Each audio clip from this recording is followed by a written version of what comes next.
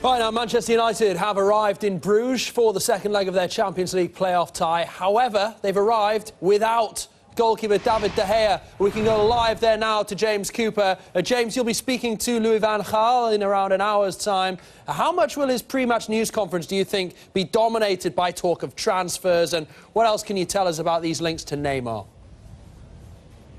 Well, I think there will be an element of domination. I think as the transfer window clock ticks down and Manchester United bring in signings, I think the pressure's on for them, A, to bring signings, and the pressure on from journalists to find out what's going on and why the big names aren't arriving. Having said that, all, of course, Manchester United have certainly the resources to bring in these big names, and I think the question was asked about Neymar, as I think it's been asked about Thomas Muller of Bayern Munich, of Cristiano Ronaldo and Gareth Bale of Real Madrid, but no one budging quite at this moment. I think frustration for lots of Manchester United fans, but also for Manchester United, the club, that they can't bring these players in. And I think the questions will come thick and fast tonight for Louis van Gaal here in Bruges, but I don't think the answers will be very plentiful, bearing in mind the significance of the game tomorrow night and that Louis van Gaal wants to get Manchester United back into the Champions League proper after a season, of course, without European football.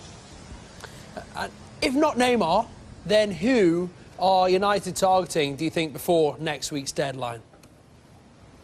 It's a difficult one. As I said, I think there's a will to bring in a stellar signing, to make a real statement, pay an awful lot of money and say to world football, look, Manchester United are back. They're back into the Champions League. Fingers crossed, of course, tomorrow night, but also back with Louis van Gaal at the helm and going in the right direction. Having said that, Manchester United fans will tell you they don't want another midfielder at the club. They feel as though it's chock-a-block with midfielders at the moment. And I think having spent 240 million so far and not to have perhaps a proper out-and-out striker, a goal-scoring striker. Remember, they've let Falcao go, they've let Robin van Persie go. Not to have that, or a really experienced centre-back as well. I think Manchester United fans will tell you that's where they think the pressure lies to bring in a big signing between now and the end of the window. But it doesn't look as though that's happening at the moment unless Ed Woodward can pull one out of the bag. It could be an interesting week at Old Trafford. James Cooper, many thanks.